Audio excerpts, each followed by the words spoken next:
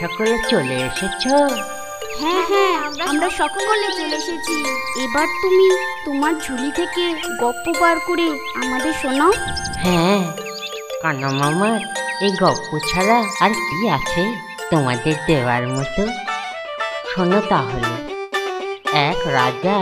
না না মামা, আর রাজা রাক্ষস নয়। কেন, কি হলো? তুমি জানো তিতলিরা কত পশু পাখিদের গপ্প জানে? আজ আমাদের পশু পাখিদের গপ্প বলতে হবে। ঠিক আছে, তাই শোনাবো, কিন্তু তোমরা গপ্পগুলো চিরদিন মনে রেখো। শোনো তাহলে।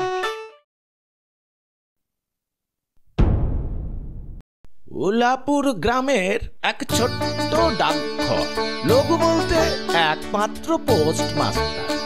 সকালে রানার এসে চিঠি দিয়ে দূরের দেশে যাবার চিঠি নিয়ে চলে যায়। পোস্টমাস্টারটি কলকাতা থেকে সবে এসেছে।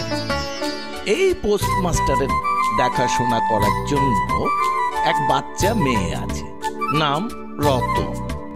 একদিন রতনকে নতুন পোস্টমাস্টার ডাকলেন। ডাকছা বাবু? হ্যাঁ রতন, তোর মা কোথায় রে? মা নেই, মরে গেছে। আর বাবা? বাবাও মরে গেছে। হ্যাঁ রে রতন, আগের বাবু কেমন ছিল রে? খুব বকাঝকা করতো। আর আমি? ভালো, একটুও বকো না। কিন্তু এরকম নোংরা কাপড় চোপড় পরে আছিস কেন? এতদিন সময় পাইনি, কাল কাচবো। এটা কে গো বাবু? এ আমার ছোট বোন। এর কত গুণ জানিস? গান গাইতে জানে, লেখাপড়া জানে। তুই লেখাপড়া জানিস? না। শিখবি? শেখাবে?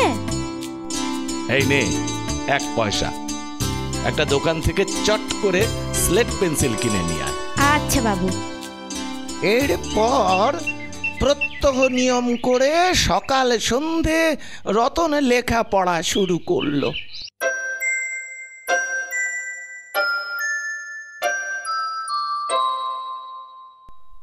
ব্যাস, আগামীকাল থেকে তোকে যুক্তাক্ষর শেখাবো। কিন্তু সেই দিন রাত্রেই ঘটলো এক বিপর্যয়।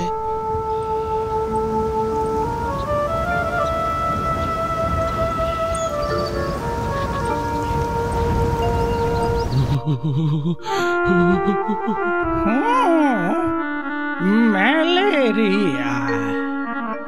রতন সকাল সন্ধে একটা করে কুইনিন বড়ি দিবি, আর সেরকম কিছু বুঝলে আমার খবর দিবি।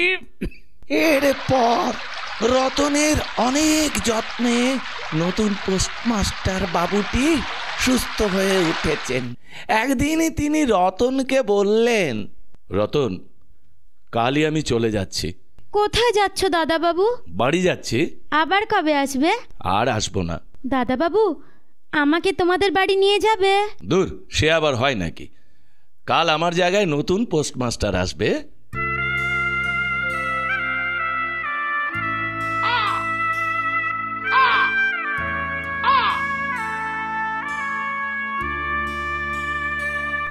আপনি নিশ্চিন্তে যেতে পারেন, আমি সমস্ত কিছু বুঝে নিয়েছি। আর একটা কথা, এখানে রতন বলে যে মেয়েটা থাকে, তাকে আমি লেখাপড়া শেখাচ্ছিলাম। যুক্তাক্ষরটা বাকি আছে, পারলে শেখাবেন। আচ্ছা চলি।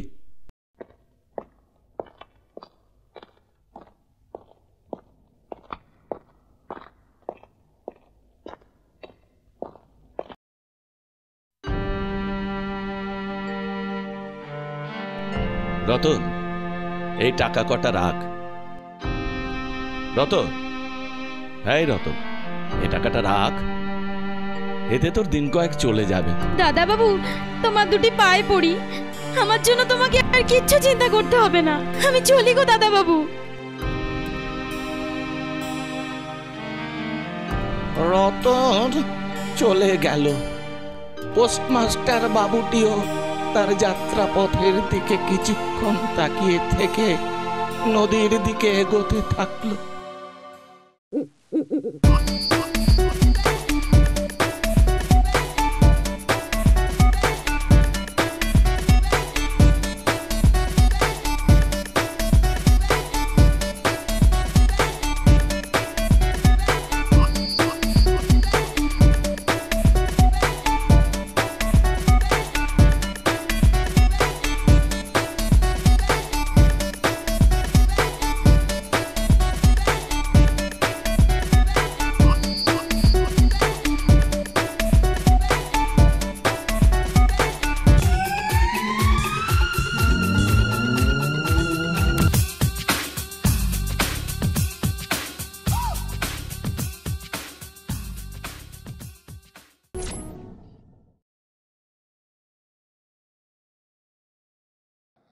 মজাদার বাংলা কার্টুনে মন ভরিয়ে তুলতে ডাউনলোড করুন ক্লিক অ্যাপ আর ট্যাপ করুন ক্লিক কিডসে।